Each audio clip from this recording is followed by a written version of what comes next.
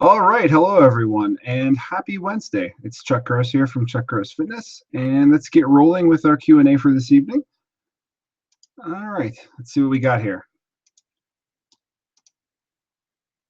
Okay, so our first question comes from Will, and I know I said you guys can ask me anything, and I meant it.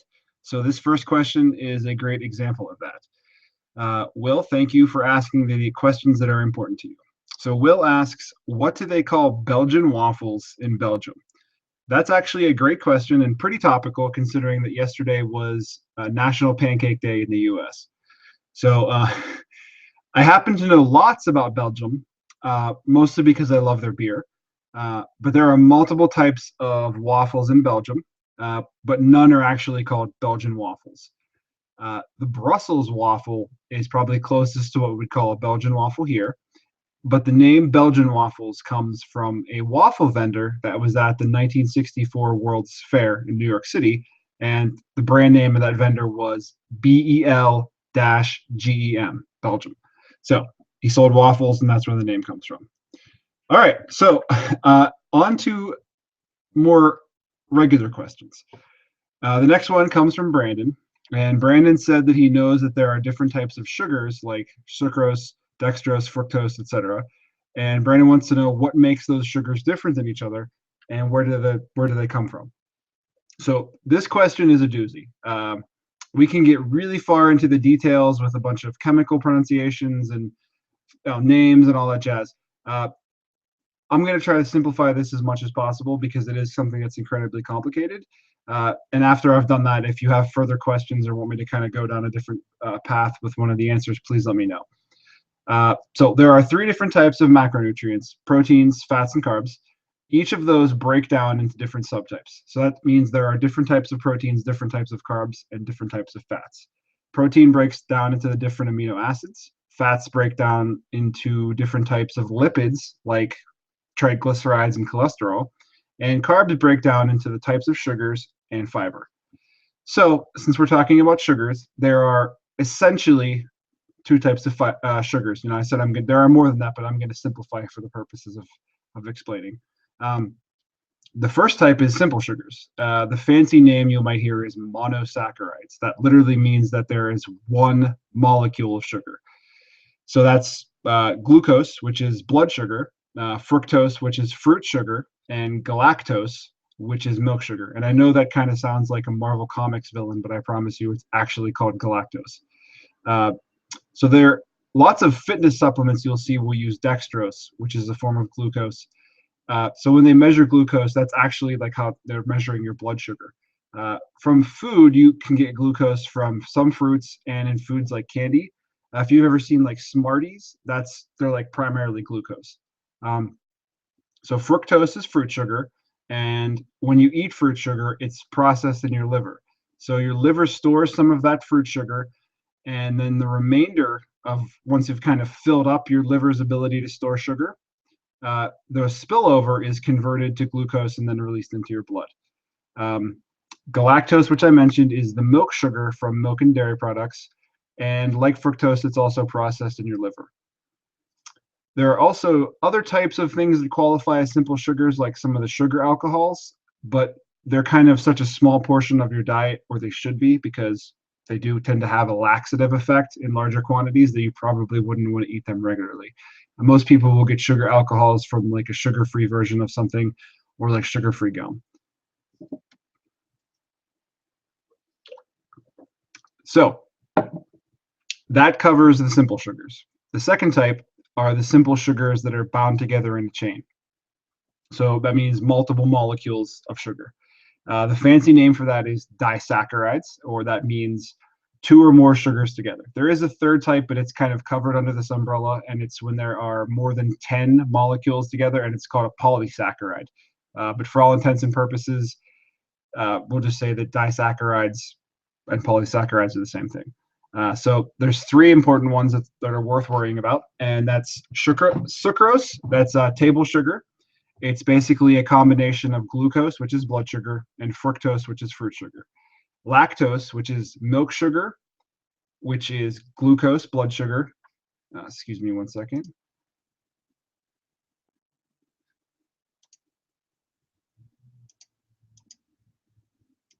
Sorry about that. Where was I? Yes. Lactose is glucose, blood sugar, and galactose, milk sugar combined. And then you have high fructose corn syrup, which is also glucose and fructose, but it's in a different ratio, a different combination compared to the table sugar. Once you start to get beyond these complex sugars, you get into things like starches, fibers, and glycogen, which is how our body stores sugar for energy in our muscles. So I think that kind of covers the basics. I know that's kind of a lot of information to take in, and I have kind of simplified it to what would be kind of useful for you. There are some other things out there that, like I said, they're not really ever going to make up a large portion of your diet, but that pretty much covers all the sugars that you'd basically encounter on a day-to-day basis on food labels. So if you need any clarification or have a specific question about a sugar type that I didn't cover, please let me know, and I'd be happy to kind of elaborate beyond what I've already said. All right, so that was a doozy. I'm going to take a breather here for a second. All right, on to question number 3. This also comes from Brandon, and Brandon makes a note that he hasn't been eating much fruit since he started his fat loss because he was scared about how much sugar he might be eating as a result of that, and that as a result of having a sweet tooth, he would eat too much. He also asks, what are some good fruit options for someone that has issues with binge eating sweet foods? His example was blackberries or raspberries, and he says that once he starts eating them, he feels that he can't stop until he eats the entire container. So Brandon, that's an interesting question. I used to kind of feel the same way about fruit for a while, and I thought that I should avoid fruit because sugar would cause me to overeat, and sugar was bad. In my own case, not being able to stop overeating fruit wasn't 100% related to the sugar content, but was more psychological. So in that particular scenario, I'd ask that you accept that part of it is not the sugar, and that try to use that mindfulness exercise in relation to eating fruit.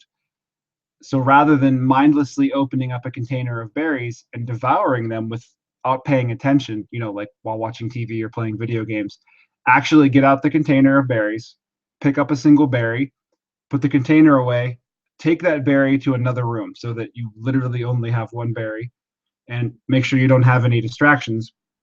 And then go through the steps of holding the berry, running it through your hands, seeing what it feels like in your hands, looking at the berry, taking note of any differences in the flesh of the berry. Is it perfectly round? Touching it, what does it feel like on your fingers when you move it? Smell the berry. What does it smell like? Put it in your mouth, move it around your mouth. What does it feel like on your tongue? What does it feel like against your teeth? And then you could start chewing it slowly and then see how, what changes, what's the texture like. And then you can slowly eat it and then think about what's happening after. Is there like an aftertaste? What is your immediate thought after you've started to chew the berry? So by doing that, you'll practice the idea of what this food actually tastes like when you take time to notice what's going on, rather than it just being a sweet hit in your mouth and then mindlessly just continuing to eat. So that's a great place to start with, trying to eat a fruit mindfully that does have sugar content. So on the flip side of that, if you're eating whole fruits that are higher in fiber and you do eat them slowly, you may find that they're harder to overeat when you're being mindful because of the fiber content, because they're satisfying. Since we were just talking about how fruit sugar is first processed in your liver, that's one of the reasons why I talk about fruit relating to hunger, because if you're in your liver, if the level of carbohydrates you have stored, the sugar you have stored there is low, you're going to feel super hungry as a result of that. So, again, I always recommend if you're hungry, eat a piece of fruit. It's the best snack you could possibly have. So and this is why essentially. So when you eat that piece of fruit, that fruit sugar is going to go to your liver and it's going to top off your liver levels of sugar. While it's a tough one. And the idea would be that once that is topped off, you'll have a temporary reprieve from hunger and cravings, and it should be pretty abrupt. Keep in mind everything pretty much has sugar in it that's plant-based, because all fruits have sugar in them. That's basically the definition of a fruit. Even avocados have a little bit. So fruit sugar from an apple is not going to be the exact same thing as drinking a Pepsi that has high fructose corn syrup in it, because there are nutrients in there, there's fiber in there. You could chug back a Pepsi, you can't really eat an apple really fast. So there are differences there that's important to keep in mind. Now, personally, I've experimented with different fruits and how they affect my hunger. Uh, I've found that apples help me the most. You know, they're pretty much the slowest fruit to eat for me, um, unless you've cut it up in advance. But I mean, actually, just eating a whole apple as is what helps my hunger the most because you're kind of forced to eat it slower than you would something else. And I like the taste. There's fiber in it, and it really does improve my hunger levels as opposed to say a banana. A banana is what I use prior to my workouts for some fast energy because there's really no. I like my bananas really ripe, and that means that the sugar content is higher. They go from being starchy, more fibrous green bananas when they're kind of mushy and have spots on them. That's when the sugar content's higher, and that's when you're going to get more fast energy out of it. So that's kind of when I eat bananas. So lastly, if you're getting a high volume, low calorie fruit, something like berries, like you mentioned, or even watermelon, there's nothing wrong with eating lots of it. High volume eating is one of the best strategies for dealing with hunger and sticking to your calorie goals. So I personally fully expect that when summer rolls around and it gets a little bit warmer, I will be making room in my daily calories for lots and lots of watermelon and cantaloupe and honeydew, in addition to the blueberries and strawberries that I eat every single day. So I mean, what size is a thing of berries?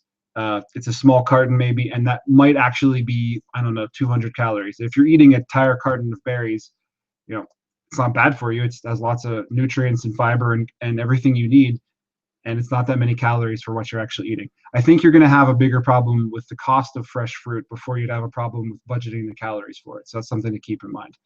Uh, so to answer your question, I think it should be a combination of those strategies. You can't just doing one of them might not actually get you anywhere from where you're starting from, but it might be a combination of them at different amounts. Alrighty. I'm going to go on to the last question here, and I did want to mention that I do have the Q&A portion turned on, and then I'll check the Q&A portion after this question. And if there are any further questions, then we'll wrap it up.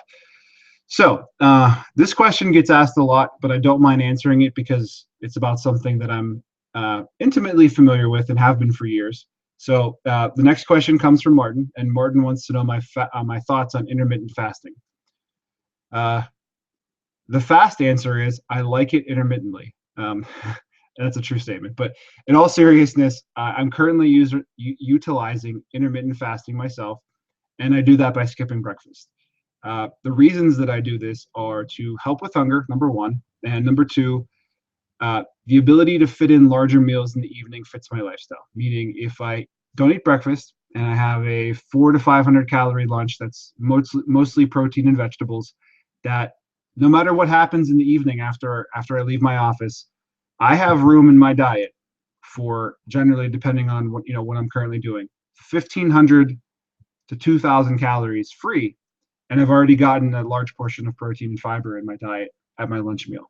That's an incredible amount of freedom to me. That means that I can have a large bedtime snack, a 700 calorie dinner, and a 700 calorie bedtime snack, and that's incredibly filling. Or I can go out to dinner and have a large amount of calories to play with without feeling like I'm having to withhold or abstain from certain food choices. This strategy for me lets me fit in pizza, lets me fit in a couple glasses of wine here and there. As I mentioned in the last hangout, it's Lent, so my family goes out to a different fish fry every Friday. This strategy as a whole allows me to fit those foods in occasionally. I still try to eat whole foods most of the time during the week, but when those occasions pop up, I don't ever have to stress out and say, oh, I don't have room for this, or if I do this, I'm going to blow my calorie budget. I don't ever have to worry about that. It's basically taken care of for me. I don't have to ever expend willpower. There's only a couple restaurants that I could possibly go to where I couldn't fit in a meal, and I'm thinking Cheesecake Factory is probably one of them.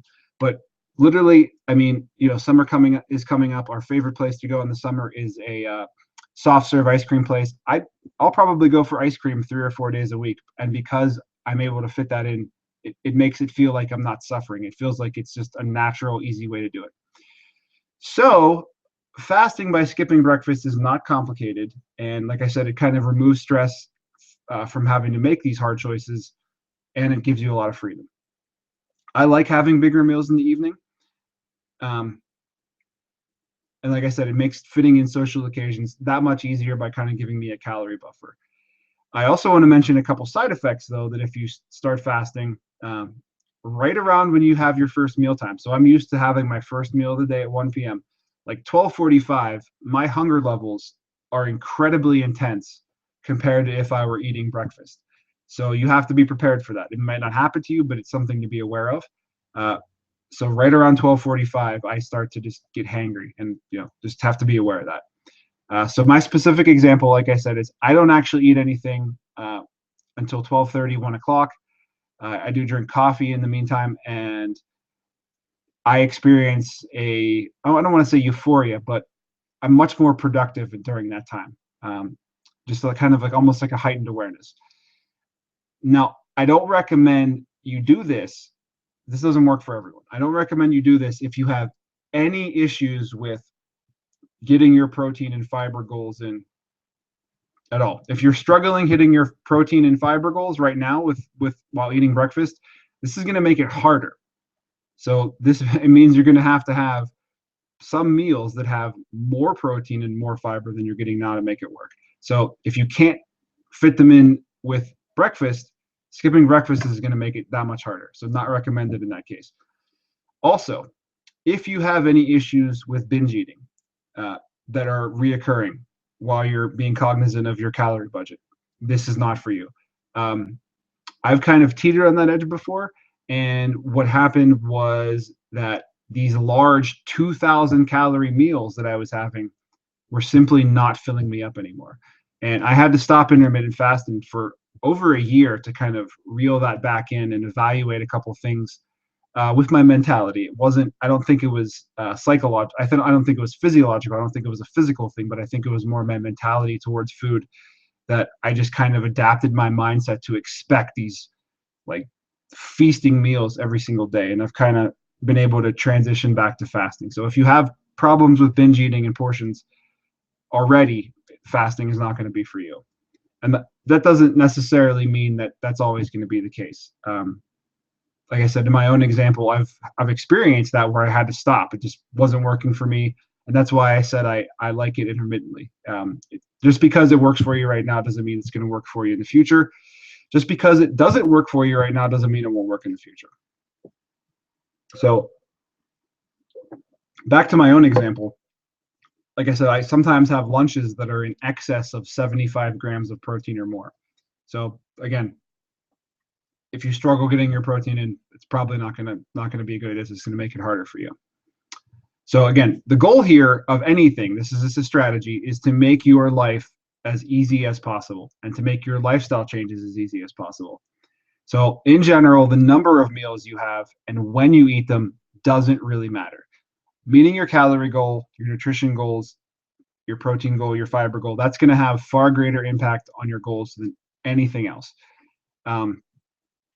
Now, with that said, in general, most people are going to do better with a fewer number of meals, meaning if you reduce the amount of snacking, it'll help you control your hunger better. In general, there is a variance. Some people do better with more meals. Some people do better with 2 to 3 meals, 3 to 4 meals, whatever.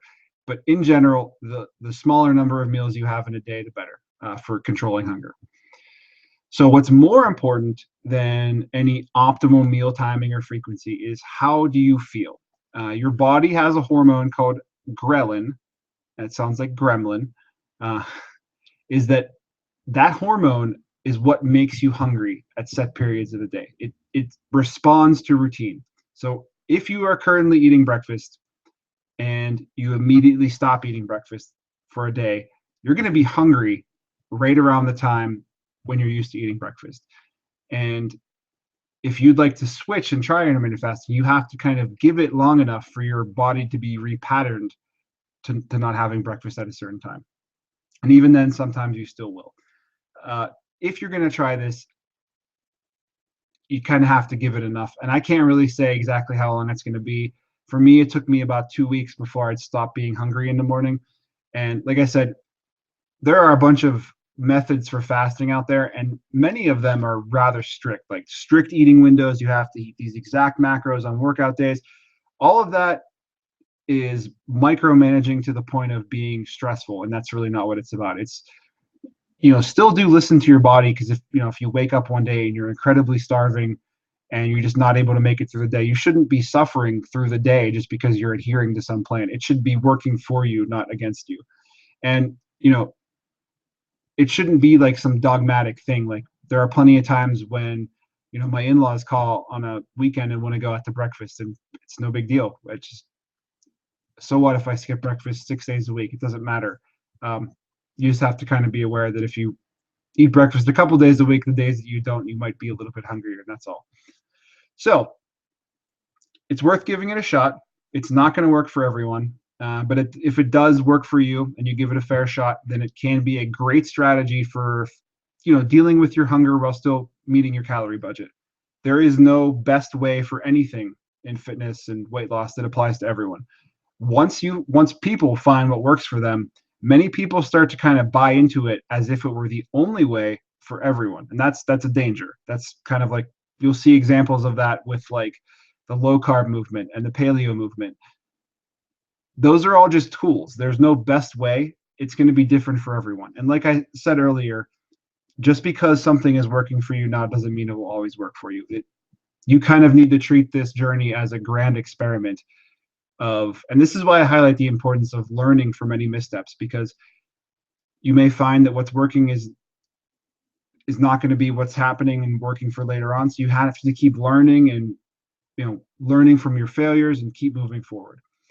So the important thing is finding what works for you right now and make your life as easy as possible without feeling like you're suffering. And that's the part of the journey that's going to be different for everyone. And I'd love to help you with that. So if you have specific questions related to that, please do let me know. All right. I believe that covers all of the questions that have been asked. Let me just click around and see if there were any asked in the Q&A portion. All righty. I don't see any. So with that, I will say good night. And if you had a question that pops up between now and the next Hangout, let me know. I'll be more than happy to answer it for you. If you would like to save it for the next Hangout, please tell me that, and I'll just add it to the list of questions for the next one. But until then, have a good night, and I'll talk to everyone soon. Take care.